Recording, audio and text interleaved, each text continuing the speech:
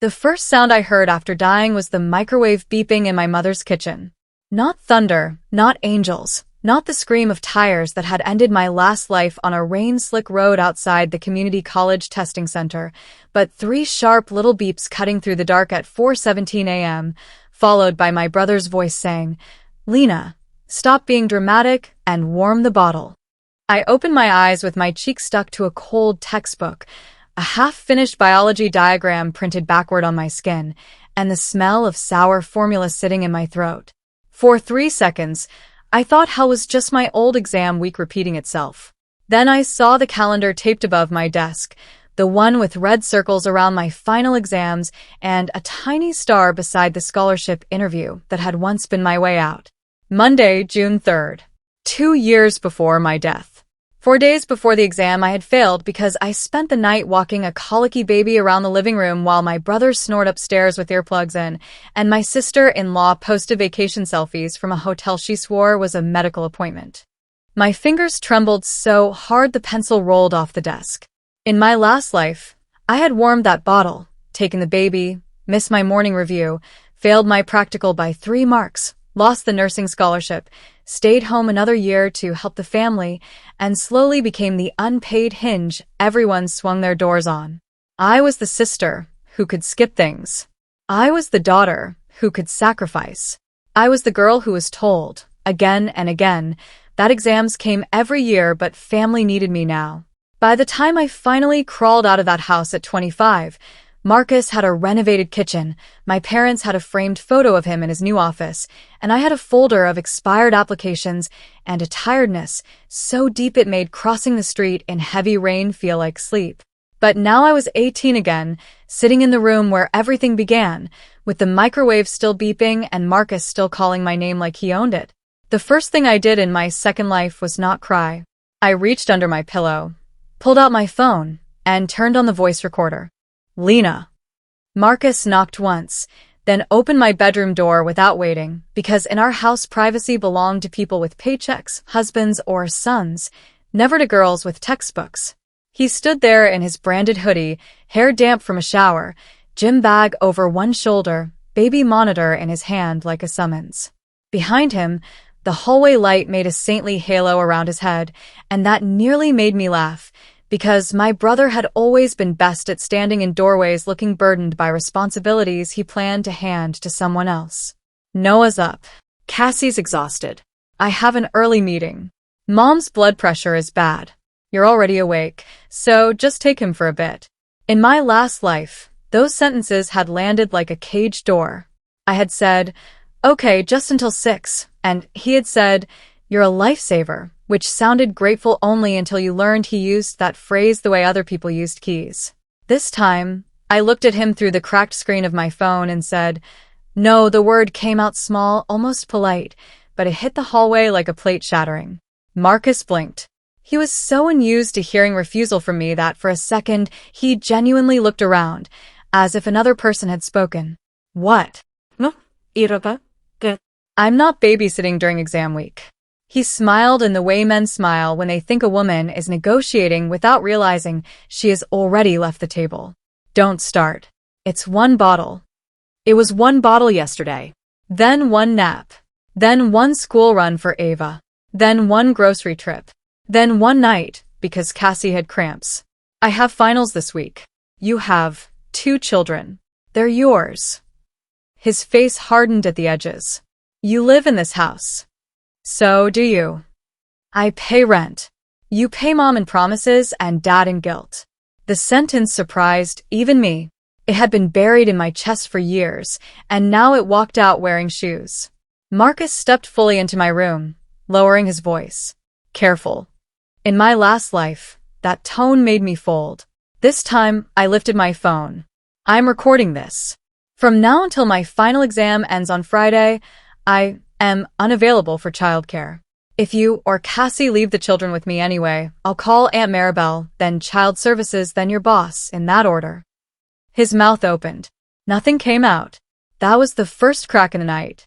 The second crack came from the nursery, where Noah's crying lifted from whimper to siren, dragging my mother from her bedroom in a robe and slippers. "What is going on?" she hissed, Because in our family, the person causing a problem was never the one making the noise, but the one refusing to absorb it quietly. Her eyes flicked from Marcus to me, then to the textbook under my elbow, and I watched the old calculation move across her face. Son with meeting. Daughter with exam. Baby crying.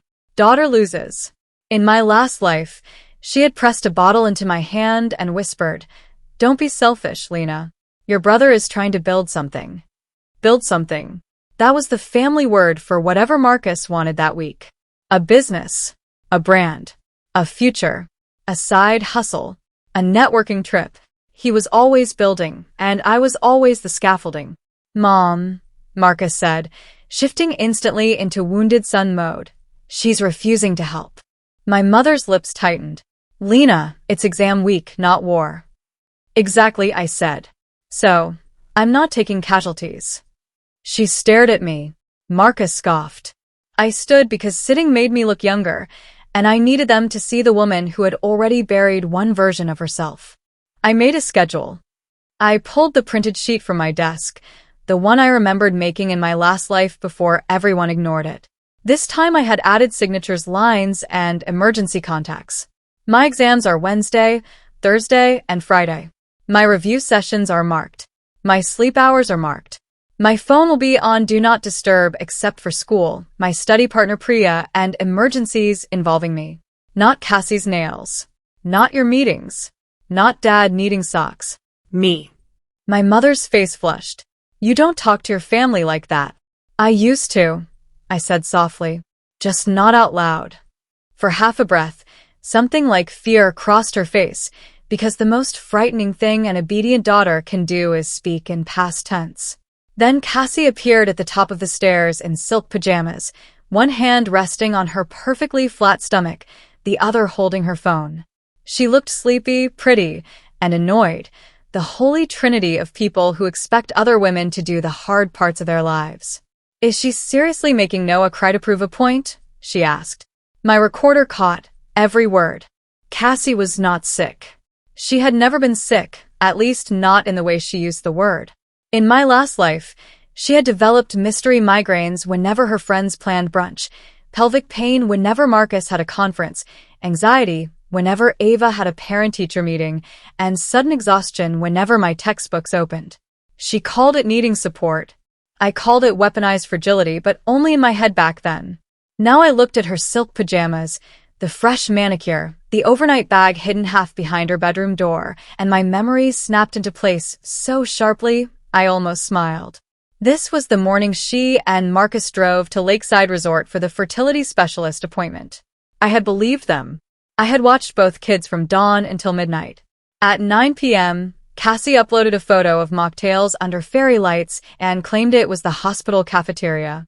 I remembered crying over flashcards with Noah asleep on my chest, while Ava asked why her mom never tucked her in unless someone was watching.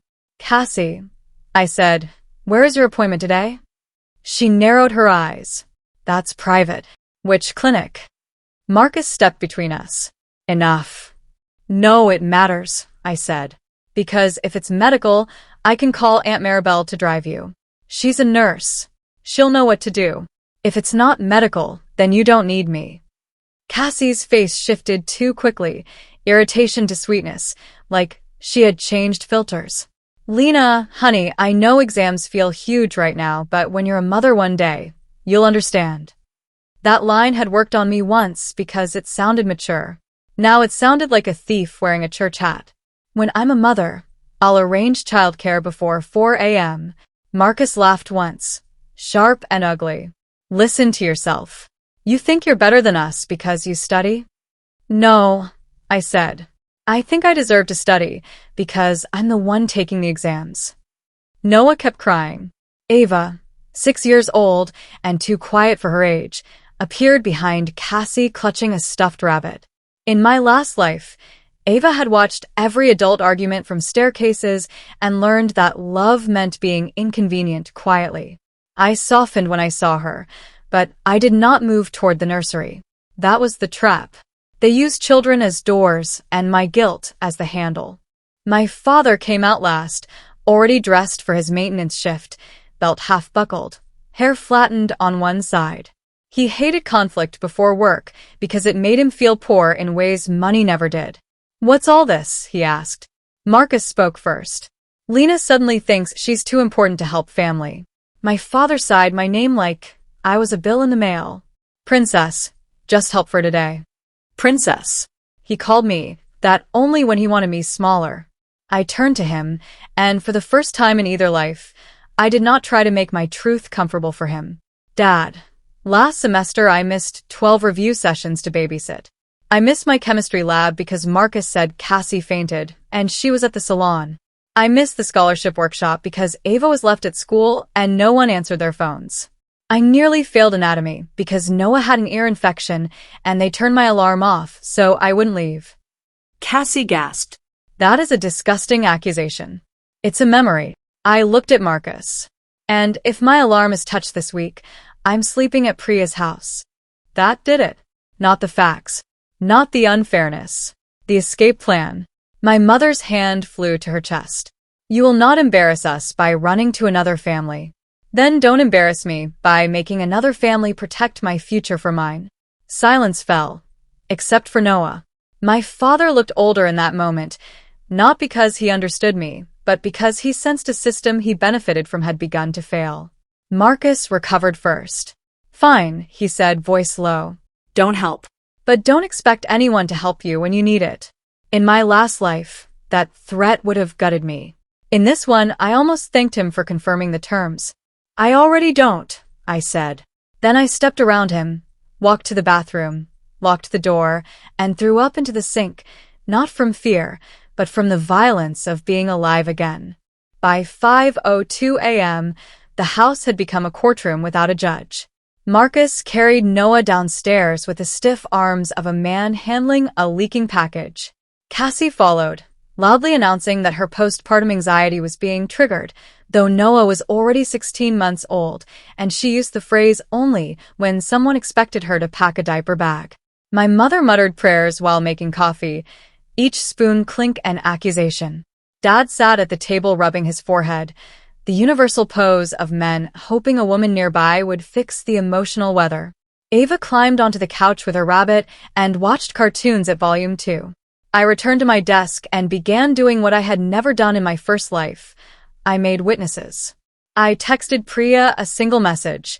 "If I don't arrive at school by 7:30 every day this week, call me, then call Ms. Ortega." Priya replied within 30 seconds. "Done." "Are they doing it again?" My throat tightened. Again. She remembered what I had treated as normal. I emailed Ms. Ortega, my academic advisor, with the subject line Exam Week Access and Family Disruption. I wrote plainly, without apology, that I was experiencing pressure to provide overnight childcare and needed confirmation of exam times, late entry policies, and any safe study spaces open before school. In my last life, I had kept family problems secret because my mother said outsiders twist things. What she meant was outsiders name things. Ms. Ortega responded at 5:41, because teachers also wake before dawn when they care too much. Come directly to my classroom at 7 o'clock. I'll have the side door open. Bring everything you need. I stared at that message until the letters blurred. One open door. That was all I had needed the first time, and I had not known I was allowed to ask for it. Downstairs, Marcus's voice rose. "Cassie, where are the wipes?" Cassie snapped. "How would I know? Lena organizes that stuff."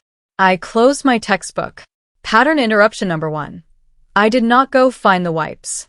I put on headphones, played rain sounds, and reviewed cardiac circulation while my brother discovered his own drawers. At 6:18, Marcus tried the gentle approach. He knocked this time, 2 soft taps, then waited as if performing respect for an audience. "Lena, can we reset?" I did not open the door.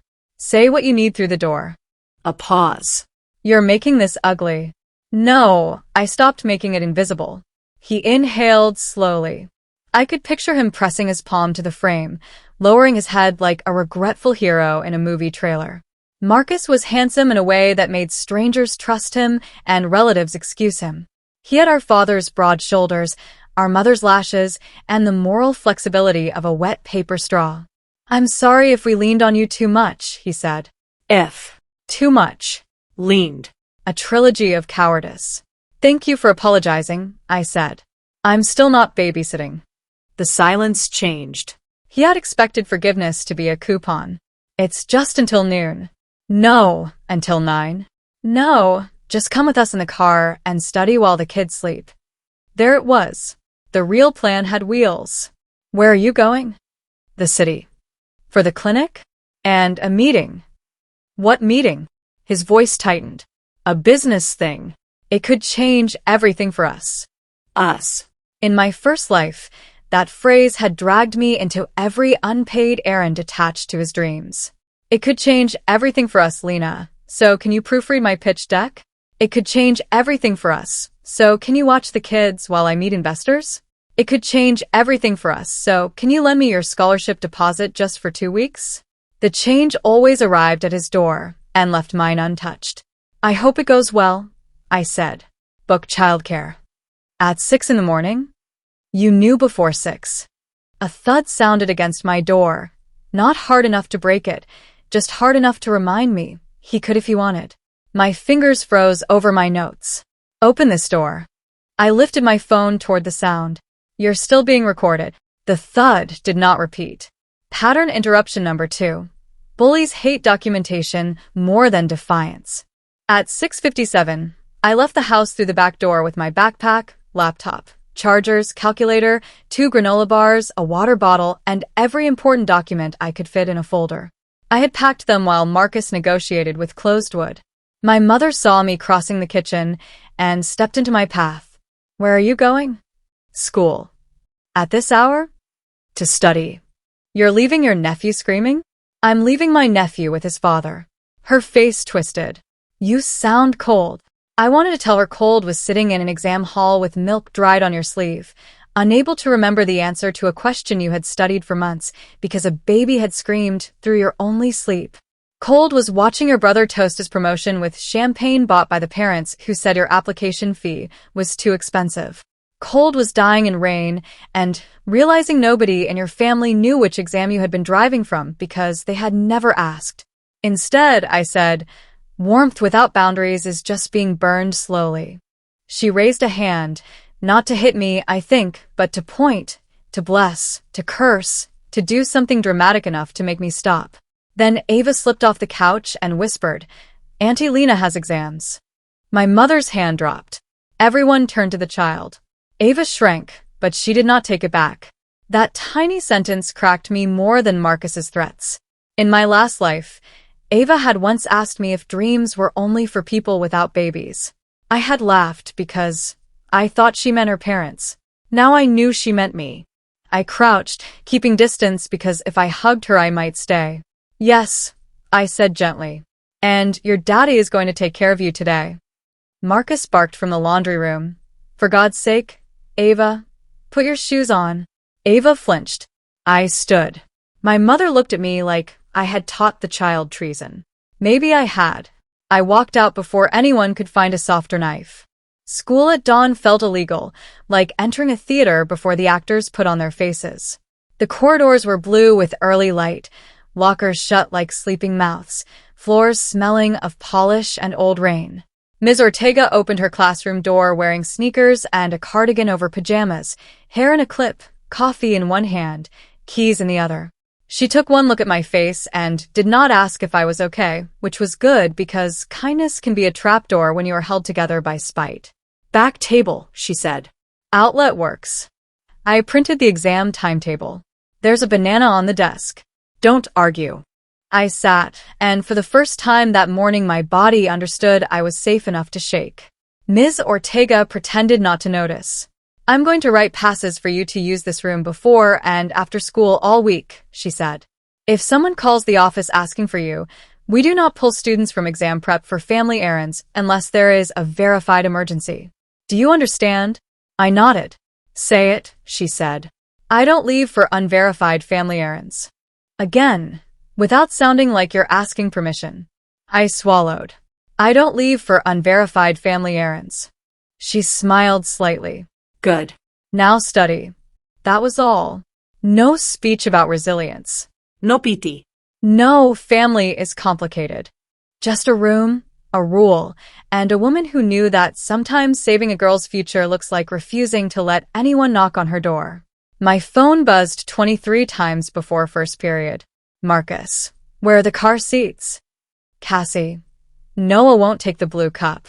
Mom, please don't punish innocent children. Dad, come home after first exam prep. We'll talk. Unknown number. Hi, Lena. This is Bright Start Childcare returning Marcus's call. Are you available as an emergency contact? I stared at that last one, and a cold little laugh escaped me. He had listed me. Of course he had. I typed back, I am not available for childcare. Please contact the children's parents directly. Then I blocked nothing. Evidence needed roads. By lunchtime, the old world was trying to rebuild itself around my ankles. My cousin Talia found me near the vending machines and said, "Your mom is crying."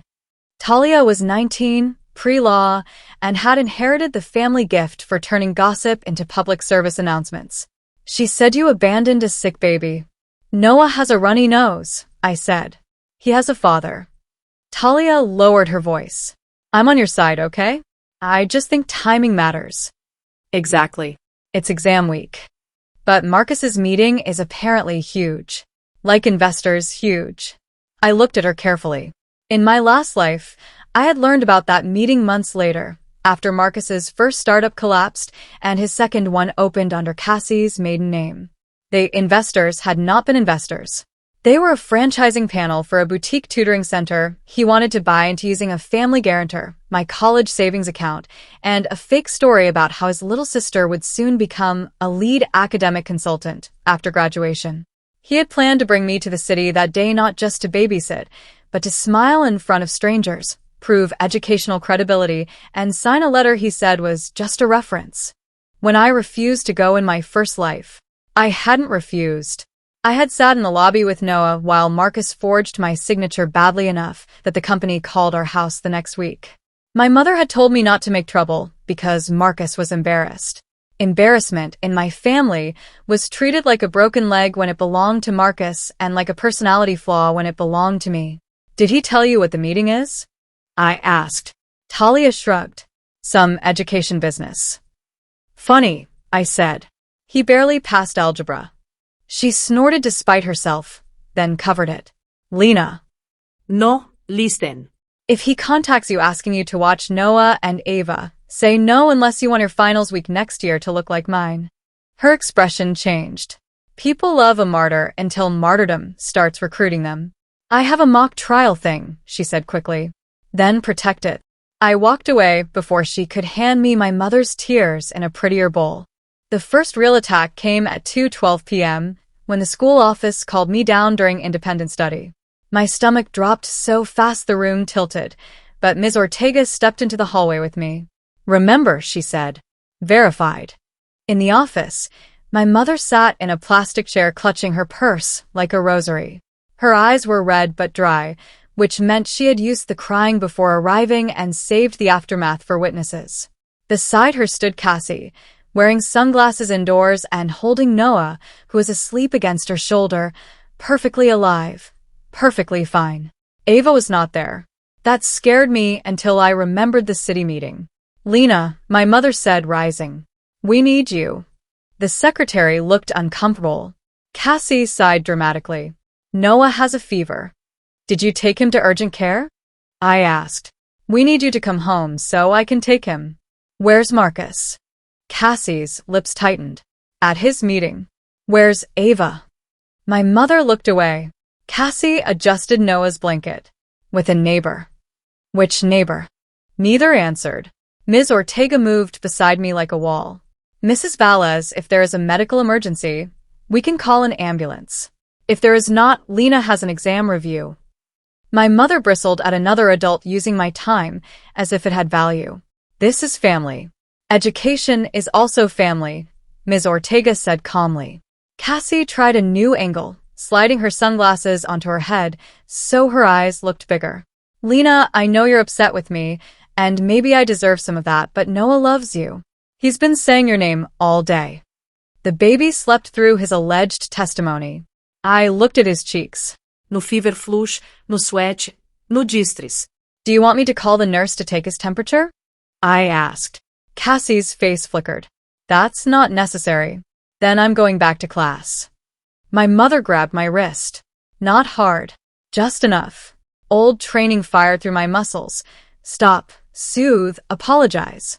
I looked down at her fingers, then up at the office camera in the corner.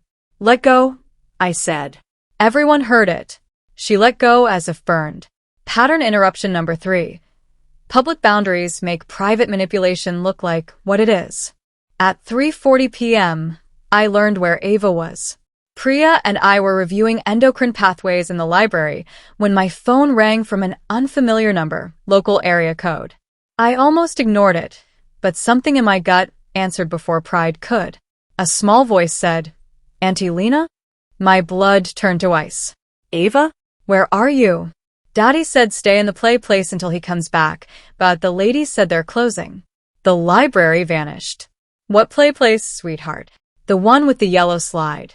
Daddy said don't call Grandma because she'll make him mad. Priya was already pulling up maps. I kept my voice calm because panic is contagious to children. Are you with an adult right now? The lady at the counter. Put her on. A woman came on, tense and apologetic. Hi, I'm Dana from Jungle Jump Cafe. Your niece has been here since 11. Her father paid for 2 hours and left a number, but he isn't answering. We close for cleaning at 4. My hand tightened around the phone until my knuckles hurt. In my first life, I had never known this happened because I had been in the lobby with Noah while Ava sat abandoned in a play cafe across town. Marcus had told me she was with Cassie's cousin. Another lie stacked neatly in the wall. I'm at school and cannot collect her, I said, forcing each word through my teeth. Please call her mother, father, and grandmother. If no guardian arrives, call the police non-emergency line. She is 6. Dana exhaled, and I heard the relief of someone receiving permission to treat neglect as neglect. I'll do that. Ava came back on. Are you mad? That question broke something open in me. Not at you. Never at you. You did the right thing calling. Stay with Dana. Do not leave with anyone except your mom, dad, grandma, grandpa, or a police officer. Okay. Okay. And Ava? Yeah. Adults are responsible for knowing where children are.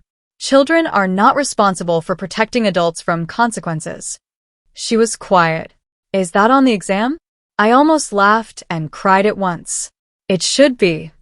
When I hung up, Priya stared at me, horrified. Your brother left his kid at a play cafe? I nodded. And he's still going to say I caused this. Priya closed my textbook. Then we make sure he says it in writing. By sunset, Marcus's day was collapsing in pieces, but he had not yet realized the roof was next. The play cafe called Cassie, who screamed at Dana for harassing her during a medical episode, then called my mother, who screamed at me, then called Marcus, who finally answered because police were mentioned. He left his meeting early, which meant he missed the financial verification portion of his franchise interview. That mattered because Marcus had built his entire pitch on borrowed credibility. He had told the panel he had reliable family childcare, a soon-to-graduate academic partner, and a home office available for tutoring operations.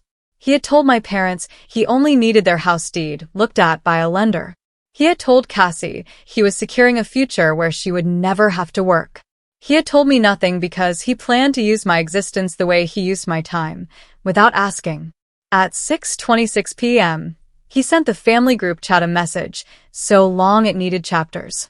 Since Lena decided to sabotage me today, everyone should know we may lose a once-in-a-lifetime opportunity.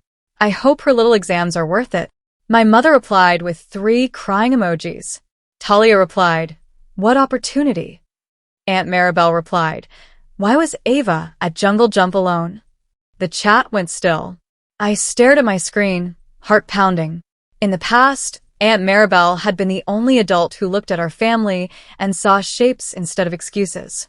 She was my mother's older sister, a pediatric nurse with a voice like a locked cabinet. Marcus typed, stopped, typed again. She wasn't alone. Staff were there. Aunt Maribel. Staff are not guardians. Cassie, everyone is attacking us on a hard day. Aunt Maribel, where were you? Cassie, medical. Aunt Maribel, which clinic? There it was, the question I had asked before dawn, now walking through the family chat in sensible shoes. Cassie did not answer. Instead, she sent a selfie of Noah asleep with the caption, "My baby comes first always." Priya, reading over my shoulder with my permission, whispered, "That is not an answer." No, it was not. It was a smoke bomb shaped like motherhood. I screenshotted everything. I did not go home that night. That was not part of the original timeline, and making that choice felt like stepping off a moving train onto a platform I could not see. Ms. Ortega called Priya's mother, Mrs. Nair, who said yes before the question was finished. I had dinner at their table at 7:30, lentils and rice and cucumber salad, and nobody asked me to hold a baby while eating. Nobody told me to hurry because the dishwasher needed unloading. Nobody said, "Since you're up." Priya's father asked about my biology exam and listened to the whole answer. I nearly cried into the dal because basic respect can feel luxurious when you have been starved of it. After dinner, Priya and I spread flashcards across her bedroom floor. At 8:14, my father called. I answered on speaker because secrecy had fed the monster long enough. "Come home," he said. "No hello." "I'm staying here tonight." "You are not." "I am." "Your mother is beside herself. Mom has you." This is getting out of hand. Ava being left at a play cafe was out of hand. He exhaled. Marcus made a mistake. I made a boundary. Notice which one everyone is treating like the emergency. Priya's eyes widened at that. My father lowered his voice. "You think these people will love you like family? You think teachers and friends will be there when life gets hard?" I looked at Mrs. Nair folding towels in the hallway, pretending not to listen while making sure I was safe. "They're here now." Silence. Then Dad said the thing I remembered from my first life, the sentence he used whenever I got too close to leaving. "Your brother will remember this." My hands stopped shaking. "Good," I said. "So will I." I ended the call. Pattern interruption number 4. I stopped attending conversations designed only to return me to my assigned seat. At 10:03 p.m., the night changed genre. Until then, it had been a family drama, ugly but familiar. Then an email arrived from the admissions portal of Westbridge Nursing Scholars, the program I had lost in my first life. Subject: Action required. Confirmation of dependent care responsibility. I opened it and felt the room narrow. The email thanked me for updating my application to indicate I had primary recurring childcare responsibilities for 2 minor dependents and asked me to confirm whether I was requesting hardship scheduling for the scholarship interview. My skin went cold. I had never updated anything. In my last life, I had assumed I lost the scholarship because of my grades, then later because I missed the interview after Noah's fever. I had never known my application had been altered before the interview. Priya leaned over my shoulder. "Lena, what the hell?" I logged in. My password failed. I tried again. Failed. My recovery email had been changed to Marcus's old business account. For a moment, the old helplessness roared up so loudly I could not hear. Then the second life part of me, the part that had died once and returned allergic to silence, took over. "Printer," I said. Priya was already moving. I screenshotted the email, the failed login, the recovery address, the timestamp. I emailed the scholarship office from my school account, copied Ms. Ortega, and wrote, "I did not make this change. My account appears compromised. Please freeze any updates and contact me only through this email and my phone number ending 4412. Then I opened my banking app. My education savings account, the one my grandmother had started before she died, showed 2 pending external transfer attempts of $1,000 each, both scheduled for 6 a.m. Wednesday, both to an account name I did not recognize but could guess. In my first life, that money had vanished slowly through family emergencies I was too ashamed to question. This time, I called the bank before Marcus could wake up to steal from me twice. The fraud representative sounded bored until I said, My brother may have access to my personal documents and is attempting unauthorized transfers during my exam week. Then she became very awake. By 11:30 p.m., I had a frozen savings account, a restored scholarship login, a new password, two-factor authentication, and a case number. Priya sat cross-legged beside me with a notebook labeled Marcus Crimes, which would have been funny if it were not filling so quickly. Mrs. Nair brought tea and did not ask for details, just set it down and said, "Write everything while it is fresh." Adults who believe you do not need much imagination. They make practical suggestions. So I wrote the dates I remembered from my first life. Missed lab, missed interview, turned off alarm, forged letter, vanished deposit. I wrote the facts from this life. For 17 request, recording, play cafe, childcare center call, scholarship account change, bank transfers. I wrote until my hand cramped. At 12:06 a.m., my phone rang from Marcus. I let it ring. He called again. Then Cassie. Then Mom. Then Dad. Then Marcus sent a voice message. Priya and I looked at each other. I played it. His voice filled the room. Low and shaking with rage, he wanted mistaken for hurt. You think you're smart changing passwords? You think you can humiliate me and still come back here? That money was for the family. That scholarship thing was to help you. You don't know how these applications work. I made you look responsible. You're a selfish little girl playing victim, and when Mom ends up in the hospital from stress, that's on you. The message ended. For a second, nobody breathed. Then Priya whispered, "He just confessed." I replayed it, and yes, there it was. Changing passwords. That money. Scholarship thing. Made you look responsible. Marcus had always survived because he dressed theft as leadership and control as concern, but anger had stripped him down to verbs. Mrs. Nair, standing in the doorway now, said, "Send that to your email." I did. Then I sent it to Ms. Ortega. Then, because I was done protecting adults from their own voices, I sent it to Aunt Maribel with the message, "Please keep this safe." She replied 1 minute later. I knew he was taking more than time. Sleep if you can. I'll handle morning. But morning did not wait politely. At 1:18 a.m., Cassie started posting. Not in the family chat, where Aunt Maribel had cornered her with facts, but on her public story, where she could arrange shadows into sympathy. First came a black screen with white text, "Pray for us. Family betrayal hurts worse." Then a photo of Noah's tiny hand holding her finger. Then a long paragraph about young girls who think ambition matters more than compassion. She did not name me, but she did not need to. My classmates followed her because she had once tried to become a mommy influencer and followed half my school back for engagement. Within 20 minutes, 3 girls from my grade messaged me. "Is this about you? Did you really leave a sick baby?" That's harsh, NGL. In my first life, public shame would have sent me home crawling. This time, I felt something colder than anger and cleaner than fear. I posted nothing. I did not subtweet, defend, beg, or explain. Instead, I sent Cassie's story screenshots to Aunt Maribel, then to Marcus with one sentence. "Ask your wife to stop implying false neglect before the play cafe report and scholarship account issue become part of the same public conversation." He saw it immediately. Cassie's stories vanished by 1:46. Pattern interruption number 5. I did not fight smoke with smoke. I opened a window and let the room see the fire.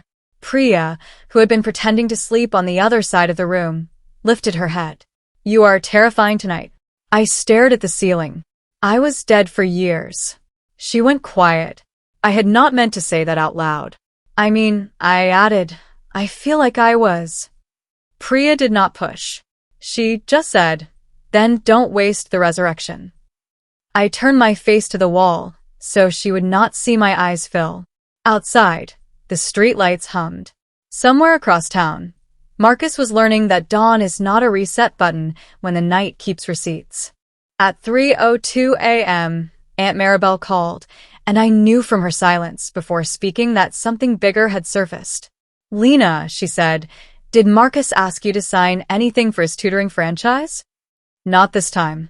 This time, I closed my eyes. He was going to. She inhaled sharply. He told your parents he needed you listed as academic co-director because you're top of your class. He said it was just marketing. Your father sent him a scan of your passport and school ID last week. For a second, I left my body. I saw my father at the dining table, licking his finger to separate papers, saying, "Marcus needs these for something important. Don't make a fuss." I saw my documents in Marcus's laptop. I saw signatures that were not mine. I saw how close I had come in both lives to being attached legally to one of my brother's collapsing dreams. "Auntie," I whispered. I didn't consent. "I know." 2 words. A rope thrown into dark water. "I called your mother," she continued. She cried. "I called your father." He got defensive. Then I asked him if he wanted to explain to the scholarship office why his adult son had a teenager's documents. He stopped talking. I sat up. "What do I do?" "You take your exams. Adults who made messes come up." I almost smiled because it sounded like Ms. Ortega had a sister in spirit. But listen to me. Marcus is desperate. Desperate men become sentimental first, then cruel, then stupid. Don't meet him alone. Don't go home tomorrow unless someone is with you. And Lena? Yes, your mother is going to choose comfort before truth. Prepare your heart. The words should have hurt more than they did. Maybe some part of me had already lived the answer. "She always does," I said. Aunt Maribel's voice softened. "Then choose your future before her comfort." After we hung up, I opened my study guide because, when your life is on fire, sometimes the most rebellious thing you can do is memorize the renal system. I studied until the words steadied. At 5 a.m., the sky outside Priya's window began to pale, and my phone finally stopped ringing. Dawn was coming. Marcus's plans were still standing, barely, like a house with termites pretending to be wood. Then the bank called. The bank representative introduced herself as fraud prevention, and even half asleep I understood that no one from a bank calls at dawn unless money is trying to run. She needed to verify whether I had authorized an in-person withdrawal request placed at the East Market branch the previous afternoon, using a temporary ID copy and a family authorization note. My mouth went dry. "No," I said. "I did not. Did you authorize a Mr. Marcus Valles to act on your behalf?" Priya sat up so fast her blanket fell. "No. Did you sign a letter allowing educational funds to be transferred for business collateral?" My voice went very calm. "No." The representative paused, and when she spoke again, her tone had changed from procedure to person. "We have frozen the account. We will require you to visit a branch with original identification. The attempted transaction has been flagged." "Was he there?" I asked. "I can't disclose details beyond the case process," she said, which meant yes in bank language. At 5:27, Aunt Maribel texted the family chat. "Everyone awake? Good. Marcus, did you attempt to access Lena's savings yesterday?" No one answered. At 5:31, Cassie wrote, "This family is toxic." At 5:33, Dad wrote, "We should discuss privately." Aunt Maribel replied, "The private discussions are how we got here." At 5:36, Marcus finally appeared. "I was trying to secure a future for all of us, and Lena is too immature to understand sacrifice." I watched the bubble of his typing appear and disappear, the little digital heartbeat of a man deciding how much truth to accidentally release. He chose poorly. If she becomes a nurse, who do you think benefits? The family. If the tutoring center works, who benefits? The family. I'm the only one thinking long-term. Aunt Maribel, you left Ava at Jungle Jump. Marcus, because Lena refused last minute. Aunt Maribel, you altered Lena's scholarship account. Marcus, I optimized it. Talia, bro. Priya laughed so hard, she clapped a hand over her mouth. I did not laugh. I was watching the exact moment Marcus's language stopped protecting him. Optimized.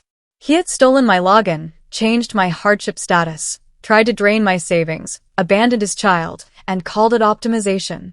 By dawn, the family myth of Marcus the Builder had become Marcus the Man explaining fraud in a group chat.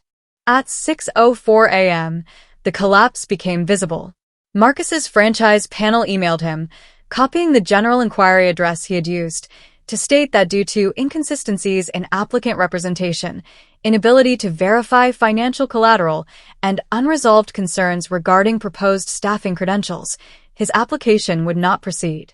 I knew because he forwarded it to the family chat by accident while trying to send it to Cassie, along with the message, "This is what your sister caused." For 3 glorious seconds before he deleted it, everyone saw the words, inconsistencies, financial collateral, staffing credentials. Aunt Maribel screenshotted faster than grief. Talia wrote, "You used Lena as staff?" Dad wrote nothing. My mother wrote nothing.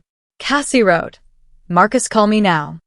That was when I realized Cassie had not known all of it. She knew about the babysitting, the lies, the performance of sickness. She knew how to use children and tears as shields. But she had believed the business was real in the way people believe lottery tickets are plans. She had not known Marcus built the proposal on my name and my grandmother's money. Her next message came at 6:17, and for once it contained no emojis, no motherhood language, no soft-focused tragedy. "Did you put our house application under my credit too?" Marcus did not answer. Pattern interruption number 6. The accomplice discovered she was also a resource. The sun lifted behind Priya's curtains, pale gold slicing across the carpet. My biology exam was 26 hours away. My brother's plans had collapsed by dawn exactly as the universe, or fate, or whatever had dragged me back through time, seemed to have promised. But I did not feel triumphant yet. Collapse is loud. Freedom is quiet. It asks what you will build when the person using your bricks finally drops them. I showered in Priya's bathroom, braided my hair, put on my uniform, and looked at my face in the mirror. 18 again. Alive again. Not untouched, but unowned. Downstairs, Mrs. Nair packed me lunch without asking if I deserved it. "Big day," she said. "Huge," I answered. "Exam." That too. When I walked into school that morning, the rumor had outrun me. It moved through the hallway in whispers, not all cruel, not all kind, just hungry. Cassie's deleted story had done enough damage to make people curious, and curiosity, if fed correctly, can become a witness instead of a mob. At my locker, 2 girls from my chemistry class stared, then looked away. One muttered, "I heard she called the cops on her own brother." Priya stepped forward, but I touched her sleeve. I had lived long enough in the first timeline to know which battles steal oxygen. "I didn't call the cops," I said, opening my locker. A Play Cafe almost had to, because his 6-year-old was left there. The girls went silent. I took out my notes. "Be accurate if you're going to gossip. It's less embarrassing." Priya's mouth twitched. By second period, Ms. Ortega pulled me aside and said the scholarship office had replied. They had frozen my application changes, restored my credentials, and added a note that any hardship scheduling request must be confirmed in person. "They also offered to move your interview to after finals," she said. I gripped the edge of her desk. In my first life, missing that interview had been the first domino I watched fall. Now someone had picked it up and placed it back in my hand. "Thank you," I whispered. "Thank yourself," she said. "You documented. You asked. You stayed." Stayed. The word echoed strangely. I had left home, but stayed with myself. That was new. After lunch, the principal called me in, and for one dizzy second, I thought Marcus had found a new angle. Instead, he asked if I felt safe, if my family had access to my school accounts, and whether I wanted a note restricting pickup permissions. I almost said that I was 18, not a child. Then I remembered how many adults had used my age selectively. Old enough to sacrifice, too young to refuse. "Yes," I said. "Restrict them." The principal nodded as if that were ordinary. Maybe it was. Maybe the world had always contained doors, locks, policies, women with clipboards, and quiet ways out. I had simply been raised in a hallway with no handles. That afternoon, Marcus came to school. Of course he did. Men like him do not understand boundaries until they can lean their body against them and feel resistance. He waited outside the front gate in sunglasses, beside his SUV with both car seats visible through the window, as if presenting evidence of fatherhood. I saw him before he saw me and stopped under the awning. Priya reached for her phone. Want me to call someone? Not yet. Marcus spotted me and lifted a hand, smiling sadly for the benefit of passing students. Lena, Can we talk? no, he flinched, but recovered. 5 minutes. No, I'm your brother. That's not a calendar invite. His smile cracked. A few students slowed down. He noticed and lowered his voice. You need to fix what you did. I almost laughed. Which part? Protecting my bank account? Restoring my scholarship login? Not collecting the child you abandoned. His jaw clenched. You don't know the pressure I'm under. I know the pressure you tried to put on me. He stepped closer. Cassie might leave. There it was, the sentimental phase Aunt Maribel predicted. Desperate men become sentimental first. That's between you and your wife. Mom won't stop crying. That's between Mom and a glass of water. Dad says you're tearing the family apart. Dad scanned my documents without asking. His face shifted. For 1 second I saw not rage but surprise that I knew. Then the cruel phase arrived. You think that scholarship makes you special? You're still the girl who slept in our nursery because you had nowhere better to be. You think these school people care? Once you fail, you'll come crawling back, and don't expect me to forget this. The words landed, but they did not enter. Maybe death had changed the locks. I looked past him to the car seats. Ava called me yesterday because she was scared. His nostrils flared. Don't use my daughter against me. I'm not. I'm listening to her. A security guard emerged from the office behind me. Not rushing, just present. Marcus saw him. The performance ended. This isn't over, he said. For you? I replied. Probably not. I turned and walked back inside. Pattern interruption number 7. I stopped giving final words to people who only used them as hooks. The night before my biology exam, my mother came to Priya's house. She arrived at 8:35 p.m. carrying a foil cover tray, because in our culture and our family, food was both apology and leash. Mrs. Nair invited her into the sitting room, but did not leave us alone. I loved her for that more than she knew. My mother looked smaller outside our house, away from her kitchen and her photographs and the walls that knew how to echo her disappointment. She set the tray on the coffee table. I made your favorite. Thank you. She waited for me to open it, to soften, to remember all the nights she fed me after school, all the times she braided my hair, all the sacrifices she had made and later itemized. I did not touch the foil. Her mouth tightened. You've made your point. I wasn't making a point. I was protecting my exams. Your brother did wrong, she said, and my heart stupidly lifted before she finished. But you pushed him. There it was. The old family prayer. He sinned because you moved. I folded my hands in my lap, so she could not see them curl. How? You know how he gets when he feels cornered. You could have helped with the children and talked after. After what? After he used my name? After the money left? After I missed another exam? She looked away. You're being dramatic. I smiled, but it hurt. I died being convenient, Mom. Her head snapped back. Don't say things like that. Why? Because it sounds ugly? It was ugly. Not literally, I added, because Mrs. Nair's eyes sharpened. But that's what it felt like. Every time I gave up something important, everyone called me good. Nobody asked what being good was costing me. My mother's face crumpled, and for a moment I saw the young woman she might have been before life taught her to survive by managing everyone else's comfort. I had to help my brothers, she whispered. I had no choice. The room changed.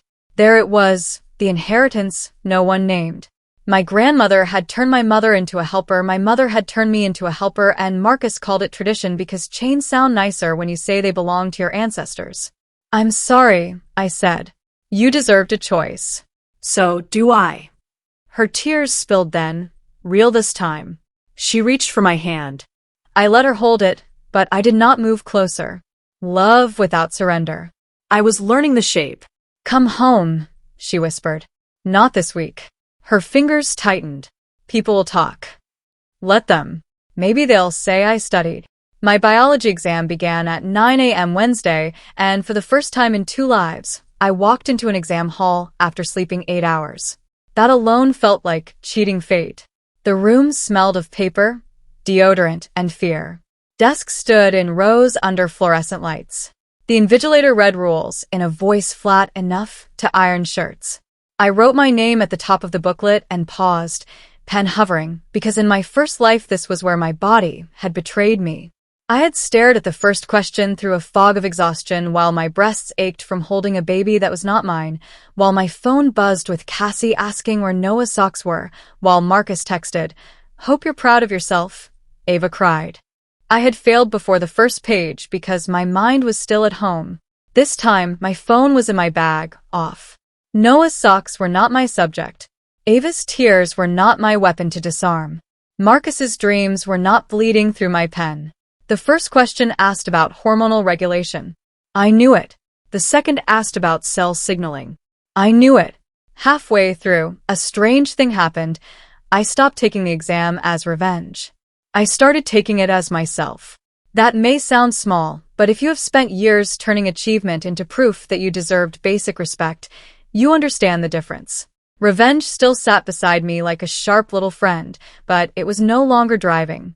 I finished with 12 minutes left, checked every answer, and handed in the booklet with a steadiness that felt almost holy. Outside, Priya jumped on me so hard I nearly dropped my bag. "How was it?" "I knew things," I said, and then I laughed because that was the whole miracle. I knew things. Not because I was a genius, not because fate gave me answers, but because I had finally defended the conditions under which knowledge could stay inside my head. Ms. Ortega passed us in the hallway and lifted her coffee cup like a toast. I saluted with my water bottle. For 1 hour, I did not check my phone. For 1 hour, I let my future exist without interruption. When I finally turned my phone on, the family chat had become a battlefield with better punctuation because Aunt Maribel was awake. Cassie had taken the children to her mother's house.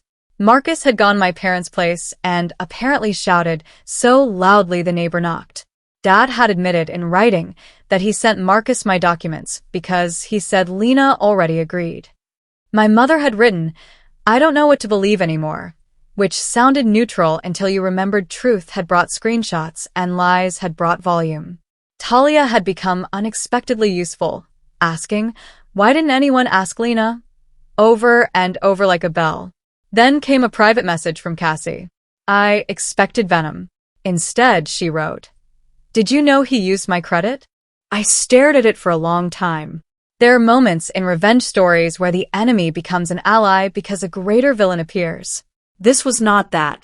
Cassie had hurt me. She had lied, manipulated, abandoned responsibility, and wrapped selfishness in pastel blankets. Her betrayal did not vanish because Marcus betrayed her too. But truth is not a cake. Giving someone a slice does not mean you forgive them. Irablia, no. I only found out about my accounts. Check everything. She read it. Then, "I'm sorry about the posts." I typed and erased 3 responses before settling on. "Delete them permanently. Don't mention me again." She replied, "Okay." No heart. No epálesi paragraph. Just okay. It was the most honest thing she had ever sent me. That evening, Aunt Maribel took me to the bank with my original ID. We sat across from a manager who explained fraud holds, new account numbers, credit monitoring, and how family access often complicates reporting. Aunt Maribel listened like a hawk in nurse's shoes. When the manager asked whether I wanted to file a formal report, the room seemed to tilt. In my first life, I had been trained to fear official records because they made family shame permanent. But so did debt. So did missed exams. So did stolen years. "Yes," I said. My voice did not shake. "I want it documented." Outside the bank, Aunt Maribel squeezed my shoulder. "That sentence will save you more than once." Thursday's exam was mathematics, the one Marcus mocked because he said numbers were easy unless teachers made them dramatic. I had always been good at math because numbers did not care who was crying in the next room. They followed rules when people would not. Before the exam, Dad texted, "I'm sorry about documents. I thought I was helping. Please don't take this legal route. It could ruin him." I stood beneath a jacaranda tree outside the hall, purple petals stuck to my shoes, and read the message 3 times. It could ruin him. Not. He could have ruined you. Not. I should have protected you. Not. What do you need? In my first life, that sentence would have made me responsible for the weight of consequences before the person who caused them even had to lift a corner. This time I replied, he made choices. I'm making records. Then I went inside and solved quadratic functions like they owed me money. Halfway through the paper, the fire alarm rang. Everyone froze. The invigilator told us to stop writing. For one wild second, I thought Marcus had pulled it, that he had stormed the school, that my rebirth story was about to become a crime documentary. But as we filed onto the oval, we learned a toaster in the staff room had burned a bagel. The interruption lasted 18 minutes. Students groaned. Someone cried. I stood in the sun and laughed quietly because after everything, a burnt bagel was just a burnt bagel. When we resumed, I finished stronger than I started. That was another lesson.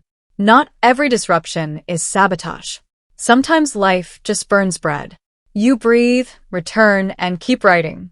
After school, Ms. Ortega told me the scholarship office had confirmed my interview for Friday afternoon after my final exam. They were impressed by how quickly you handled the breach, she said.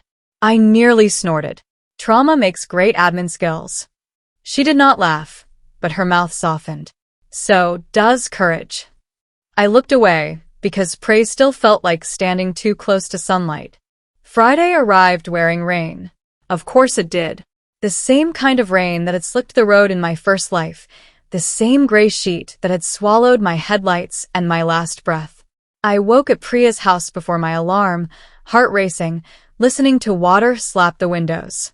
For a moment I was 25 again, exhausted, driving with one hand on the wheel and the other pressing my temple, thinking if I could just get through one more shift, one more errand, one more family crisis, maybe my own life would begin.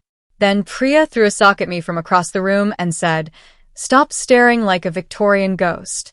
We have finals." I laughed so hard the fear cracked. At breakfast, Mrs. Nair made toast, Mr. Nair checked traffic, and nobody suggested I skip the exam because weather was inconvenient. The normalcy felt revolutionary. My final exam was English, which seemed almost too symbolic. Analyze the text. Identify the speaker's purpose. Discuss how power is constructed through language. I wanted to write, power is constructed when a brother says family and means labor, when a mother says selfish and means disobedient, when a father says help and means surrender, when a girl says no and the whole house reveals its wiring. Instead, I analyzed the poem. I wrote about imagery, structure, tension, and voice. I wrote until my wrist ached. When the invigilator called time, I set my pen down and felt the week end inside my bones. Not my problems. Not the family fallout. Not the legal mess. Just the week. The sacred exam week I had finally kept.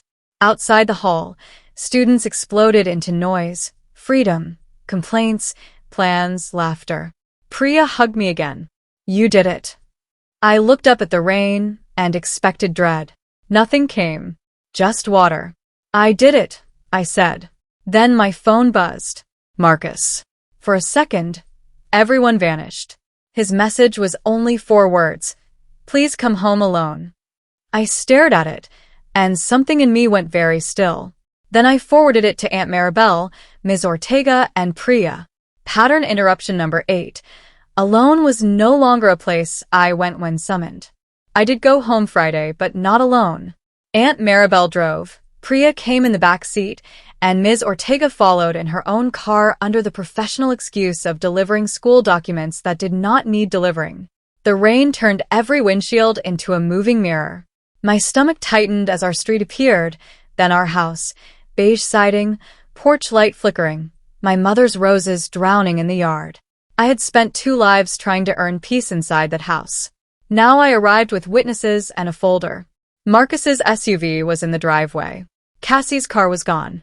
Dad opened the door before we knocked. He looked at Aunt Maribel, then Priya, then Ms. Ortega standing under an umbrella, and his face folded with embarrassment. Good, I thought, then hated that I thought it, then decided truth did not become cruelty just because it finally had an audience. My mother hovered behind him, eyes swollen. Marcus stood in the living room, arms crossed and shaven, stripped of the polished confidence he wore like cologne. For a second, I saw the boy who used to share cereal with me after school, the brother who taught me to ride a bike, by running behind me with one hand on the seat. Then I remembered Ava at the play cafe. I remembered my bank account. I remembered the voice message. Love and accountability stood facing each other, and for once I did not force love to win by default. Why is she here? Marcus snapped, nodding at Ms. Ortega. Because you asked me to come alone, I said. I misunderstood that as unsafe. Aunt Maribel made a sound that might have been approval. Dad rubbed his face. Can we not do this like a tribunal? A tribunal has rules, Aunt Maribel said. This family could use some. Marcus pointed at me. You're enjoying this. No, I said. I enjoyed finishing my exams. This is cleanup. My mother flinched, maybe because cleanup was supposed to be my job too. The conversation lasted 90 minutes and aged everyone in the room. I will not pretend it was cinematic the whole way through. Real confrontations are not neat speeches and gasps. They are interruptions, denials, people asking the same question 6 times because the answer requires them to become someone else. Marcus denied changing the scholarship account until I played his voice message. He denied the bank transfer until I showed the fraud case number. Dad denied sending documents behind my back until Aunt Maribel asked whether I had been in the room. My mother denied knowing Cassie was not at a clinic until Talia, joining by video call without being invited, said, Auntie, Cassie posted from the resort lobby at noon. I saw it before she deleted. Cassie did not attend, but she sent one message to Aunt Maribel that said she and the children were staying with her mother while she reviewed finances. Marcus called that betrayal. Aunt Maribel said, Interesting word. Ms. Ortega spoke only once, when Marcus suggested my stress had made me exaggerate. She opened her folder, placed my exam attendance confirmations on the coffee table, and said, Lena attended every exam this week. She also reported potential identity misuse promptly. Those are not the actions of someone confused about events. My father looked at the papers as if they were written in a language he had forgotten he taught me to read. Then came the moment I had feared most. My mother started sobbing and said, I just wanted my children to help each other. The room softened automatically, that old reflex, everyone bending toward her pain. I felt myself bending too. Then Aunt Maribel said quietly, No, you wanted your daughter to absorb your son. The sentence landed so heavily even the rain seemed to pause. My mother stared at her sister, wounded beyond words. How can you say that? Because I watched Mama do it to me, Aunt Maribel said. And I watched you call it love when it was Lena's turn. No one moved. Family curses do not break with shouting. Sometimes they break when someone finally names the recipe. By the end, nothing was magically fixed, which is how I knew it was real. Marcus did not fall to his knees. My mother did not suddenly become a boundary coach. Dad did not transform into a protector with a single tearful apology. Marcus agreed, under pressure more than remorse, to remove my name and documents from every business application, send written confirmation, and communicate through Aunt Maribel regarding any family logistics until the bank review ended. Dad apologized for sending my ID, but when he added, I didn't think, I said, that's the problem, and did not comfort him afterward. My mother asked whether I was coming home that night. I said no. Her face crumpled again, but this time she nodded once, tiny and resentful, and maybe a little respectful. I went upstairs to pack more clothes. My room looked exactly as I had left it before dawn on Monday. Textbook open, pencil on the floor, blanket twisted, the ghost of the girl who almost stayed still sitting in the chair. I packed my uniforms, chargers, documents, and the little ceramic bird Ava had painted for me at school. As I zipped the bag, Marcus appeared in the doorway. Priya was at the top of the stairs, watching, but he spoke low enough for only me to hear. You destroyed me for exams you might still fail. I turned, and for the first time all week, I saw him clearly. Not as a monster, not as a mastermind, as a man so terrified of ordinary responsibility that he had tried to steal a teenager's future and call it strategy. No, I said. I stopped letting you use me as a backup plan. If that destroyed you, you were already made of borrowed parts. His eyes shone with hatred, but beneath it was panic. You'll regret choosing outsiders. I picked up my bag. They didn't ask me to choose. That's why it was easy. I walked past him, down the stairs, out the front door, and into rain that no longer belonged to the memory of my death. The scholarship interview happened at 3:30 that afternoon in a small office with windows overlooking the soccer field. I wore a clean blouse borrowed from Priya and shoes still damp from the rain. Across from me sat 3 panelists, one retired nurse, one program director, and one alumni mentor with silver hoops and kind eyes that missed nothing. They asked why I wanted nursing. In my first life, I had prepared an answer about compassion, science, community, and patient dignity. It was not false, but it had been incomplete. This time, I looked at my hands, then at them, and said, because I know what happens when care is expected but not supported. I know what it feels like to be made responsible without authority, blamed without resources, and praised only when you disappear. I want to enter a profession where care has standards, teams, documentation, ethics, and limits. I want to help people without losing the right to remain a person. The retired nurse leaned back, and I thought I had ruined everything by being too honest. Then she smiled. That, she said, is the most realistic answer we've heard all week. The interview continued. I spoke about biology, volunteer work, study habits, and yes, the account breach because they asked how I handled unexpected pressure. I did not tell them I had been reborn. I said I had learned quickly that silence protects the wrong people. The alumni mentor wrote that down. When I left, the rain had stopped. Sunlight broke across the wet pavement, turning puddles into pieces of sky. I stood there for a moment, breathing in asphalt and grass and the strange clean smell after storms. My phone buzzed. Ava, from Cassie's phone, had sent a voice note. Auntie Lena, Mommy says I can say good luck. Also, I remembered what you said. Adults are responsible for children. I told Daddy that. Her little voice mangled responsible into sponsible, and I laughed until I cried. Not because it was funny. Because a 6-year-old had learned in 1 week what my family had spent decades avoiding. Results came 2 weeks later. In stories, this is where the heroine opens the envelope in slow motion while enemies watch from behind curtains. In real life, the email arrived while I was brushing my teeth at Priya's house, and I almost spat toothpaste onto the mirror. Biology, 91. Mathematics, 88. English, 94. Scholarship status, awarded, conditional on final enrollment documents. I read the numbers 3 times, then slid down the bathroom wall and cried so hard Priya thought I had injured myself. I passed. I sobbed through mint foam. She burst in, saw the phone, screamed, and then Mrs. Nair screamed because Priya screamed, and within 30 seconds the whole house sounded like a winning game show. At my parents' house, the reaction was quieter. Dad sent, "Congratulations. Proud of you." I stared at the words, wanting them to be enough, knowing they were not, letting them be what they were, a small brick, not a bridge. My mother called. I answered outside under the mango tree in Priya's yard. For once, she did not begin with tears. "I heard," she said. "You did well." "Yes." A pause. I'm glad. Another pause, longer. "I don't know how to talk to you right now without saying the wrong thing." That was the first honest sentence she had given me in years across 2 lives. I leaned against the tree. "Then say less and do more." She exhaled, half laugh, half hurt. "You sound like Maribel." Good.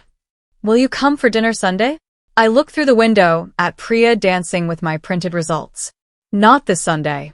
Silence. Then, quietly, "Okay." No guilt. No accusation. Just okay, fragile as an eggshell, but intact. Marcus did not message me. Cassie did once. "Ava wants to send a drawing." "What address?" I gave Aunt Maribel's. Boundaries are not walls if they have gates you control. Months passed, and the world did not become perfect, but it became mine in ways I had once thought were reserved for other girls. I moved into student housing in August with 2 suitcases, a secondhand kettle, and the ceramic bird from Ava on my desk. My scholarship covered tuition and part of rent. I worked weekends at a clinic reception desk where the nurses teased me for labeling everything, and I loved them for it. Ms. Ortega sent emails with subject lines like proud but not surprised. Priya visited with snacks and gossip. Aunt Maribel taught me how to read contracts, freeze credit, and make soup that did not taste like punishment. My father met me for coffee once a month, awkwardly at first, then less so. He was learning to ask questions without hiding requests inside them. My mother sent food through Aunt Maribel until I finally told her, "You can visit if you don't bring guilt in the container." She came the next week with empanadas and, to my shock, a library book about daughters and boundaries tucked under her arm like contraband.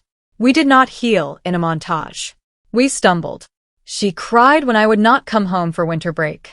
I got angry when she called Marcus overwhelmed instead of accountable. Dad sometimes slipped into be the bigger person, and I learned to answer, I'm being the person with a smaller debt. Marcus's franchise never recovered. The bank investigation did not send him to prison, despite the fantasies I allowed myself during difficult lectures, but it did leave records, closed doors, and a repayment agreement with Dad that made family dinners taste like ashes. Cassie separated from him for 6 months, then returned with conditions written by her mother and Aunt Maribel, which might be the scariest committee in our bloodline. Ava started therapy. Noah learned to say no with the absolute confidence of a toddler who had never been punished for having needs. I watched that and felt something unclench. Maybe curses weaken when the youngest child gets to be inconvenient and loved at the same time. 1 year after the week I refused to babysit, I returned to my old school to speak at an exam preparation assembly. Ms. Ortega invited me, claiming students needed a practical talk about boundaries and study habits, which was teacher language for come scare them straight with your life. I stood at the podium in a navy blazer I bought myself, looking out at rows of tired students who thought finals were monsters and did not yet know monsters sometimes used family nicknames. I did not tell them everything. I did not say Rebirth. I did not say my brother tried to build a business out of my bones. I said, your study time needs protection before it needs motivation. Make your timetable visible. Tell safe adults what can interrupt you and what cannot. Sleep is not laziness. Documentation is not disrespect. Helping your family is beautiful when it is chosen, shared, and reasonable. It becomes dangerous when it is demanded only from the person least allowed to refuse. A girl in the second row looked up sharply, and I recognized the expression. The obedient daughters flinch. After the assembly, she approached me near the side door and whispered, "What if they say no one else can do it?" I wanted to hug her, but I remembered the trap of turning softness into rescue. So I gave her what Ms. Ortega had given me, a rule. Then the person who made the responsibility needs to find another adult, not another excuse. Her eyes filled. What if they get mad? They probably will. Then what? I smiled sadly. Then you learn that anger is not always a stop sign. Sometimes it is just proof you found the exit. She nodded like she would forget, then maybe remember at 4:17 one morning when someone called her name from a hallway. That is how freedom spreads sometimes. Not as rebellion with banners, but as one girl telling another that doors are real. The strangest part of being given a second life is not avoiding the old disaster. It is grieving the version of you who did not. Sometimes, even after everything improved, I dreamed of my first self. She sat at the kitchen table with Noah asleep on her chest, highlighter uncapped, exam notes blurred by tears, whispering, "Just one more year." I wanted to shake her. I wanted to forgive her. I wanted to tell her she was not weak. She was outnumbered and trained and tired. In the dreams, I sat beside her and took the bottle from her hand. Not because I owed the baby my future, but because she deserved one night of sleep. Then I would wake in my student room, hear no crying, see dawn silvering the blinds, and remember that survival can feel like betrayal when you were raised to confuse your suffering with love. On the anniversary of my refusal, Ava mailed me a drawing. It showed a stick-figure girl with long black hair standing in front of a giant book. Behind her was a baby, a rabbit, a house, and what I think was Marcus drawn as a storm cloud with shoes. Across the top, in wobbly letters, she had written, "Auntie Lena did her exam." I framed it. Not my scholarship certificate, not my exam scores, not the polite letter from the bank confirming the fraud hold had protected my funds. Ava's drawing. Because she had seen the simplest truth. I did my exam. That was all. That was everything. The world had told me a good woman stays available until she disappears. I came back from death, or fate, or whatever dark road had swallowed me, and discovered that the first step toward living was letting someone else be disappointed at 4:17 in the morning. Years later, people asked when my life changed. They expected me to say the scholarship, the exam results, the day I moved out, or the interview answer that made a retired nurse smile. But the truth is less impressive and more brutal. My life changed in the space between my brother saying, "Warm the bottle," and me saying, "No, one syllable." 2 letters. A locked door disguised as a word. Marcus's plans collapsed by dawn. Yes, but that was never the real miracle. Men like Marcus always build on borrowed ground, eventually feel the floor give way. The miracle was that I stopped lying down so he could call me foundation. The miracle was that my mother's tears did not drown my timetable. My father's disappointment did not forge my signature. Cassie's posts did not rewrite the play cafe. The baby's crying did not become a commandment. My own guilt rose up like a ghost, and I let it pass through me without handing it my keys. I still help people. I still love my family, though love now stands behind a fence with visiting hours. I still answer Ava's calls, and sometimes I babysit Noah when I choose to, with a start time and payment in cash or dumplings. The difference is simple. Help is no longer a hole I fall into. It is a bridge I decide to cross, and I always keep enough strength to walk back. So if you're listening to this while someone calls you selfish for protecting the 1 week, 1 exam, 1 interview, 1 chance that could carry you out, hear me clearly. They may cry. They may rage. They may say family, sacrifice, duty, love. They may tell you the baby is innocent, the meeting is important, the timing is bad, the neighbors will talk, your dreams can wait. But sometimes your entire future is waiting inside the first refusal you are brave enough to say out loud. Mine was. I refused to babysit on exam week, and by dawn my brother's plans collapsed. By Friday, I had finished every exam. By summer, I had left. And by the time my old life would have killed me, I was already somewhere else, alive, unowned, and finally awake.